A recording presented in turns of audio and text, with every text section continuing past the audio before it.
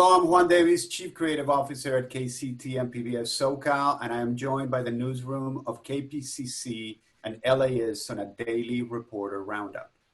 Libby, you were in federal court today to witness suspended LA City Councilman Jose Huizar enter a plea in a wide-ranging City Hall corruption case. What did he have to say? Well, because of COVID-19 safety concerns, Councilman Huizar appeared via video conference today, and he pleaded not guilty to corruption charges stemming from this years-long federal investigation involving an alleged pay-to-play scheme at City Hall. The judge was behind plexiglass, and Huizar had what looked like a medical mask on his face, and so we couldn't see his expression as he entered that plea.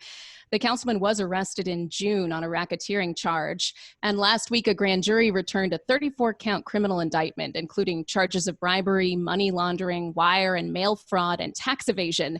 The FBI and the U.S. Attorney's Office say Huizar used his powerful position as a city councilman to squeeze cash, trips, and campaign donations out of real estate developers. The feds say these bribes totaled $1.5 million.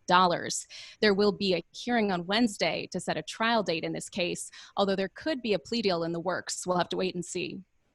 Back in June, in the midst of the Black Lives Matter protests, more than 400 volunteers turned out to clean up streets in South LA. There was another cleanup scheduled for late last week, and Caitlin was there. Yeah, dozens of volunteers showed up to scrub graffiti off of walls and pick up trash in areas that really haven't been maintained along Central Avenue in Watts. It was a second installment from organizer Dime Jones, who now runs the nonprofit Clean Up South Central. People we spoke with there said they still see this as another form of protesting by bettering a community that's in need, and they were also glad to see this happen in Watts, an area many felt gets less attention. So while there was a smaller turnout this time around, there were folks looking to expand the movement in the long term by starting cleanups in more neighborhoods, which Jones noted anyone can do. Jacob, the Apple fire has consumed more than 26,000 acres out in San Bernardino and Riverside counties. There are more than 7,000 people who were ordered to evacuate. How are those firefighting efforts going? Yeah, it's a really tough one. The area that they're fighting the fire in is hot, it's dry, it's been ready to burn. We've had a really hot season, very active fire season. There are also wind gusts out there, which really push the fire along. They're up to 30 miles per hour. And to add all of those issues, you have an area that is really hard to get ground crews in to fight in because it's really steep. And so you can't have trucks on the ground like spraying the water and the people carving out the line, trying to build a perimeter around the whole thing. The good news is that the fire is burning towards an area that did burn back in 2015. So hopefully there's less fuel in that spot, and maybe it'll give them a little bit of a chance to kind of get a handle on it.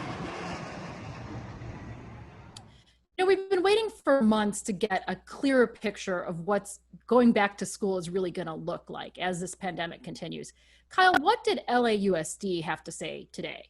Yeah, they outlined some new ground rules for how things are going to go this fall in the nation's second largest school district. There are going to be daily live video lessons provided by teachers. Students will be required to show up every day from 9 to 2:15. There will be daily attendance taken, and there will be also supports for students' socio-emotional learning that will be offered by teachers in designated periods. All of this comes in response to a state law that basically said the district can't do what it did last spring, which was say to teachers that live daily instruction was optional. So some students didn't see that much of their teachers or their classmates. There was a very inconsistent set of experiences, especially if you look at the gap between the experience that white students and Latino students or special education students got in their classes. And so by trying to conform to this new state law, the teachers union in the district hope that they maybe can ensure a little bit more consistency going forward as distance learning looks like it's going to be the new norm this fall.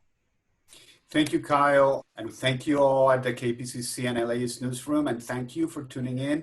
Take care of your health, your family, your neighbor, and we will see you tomorrow.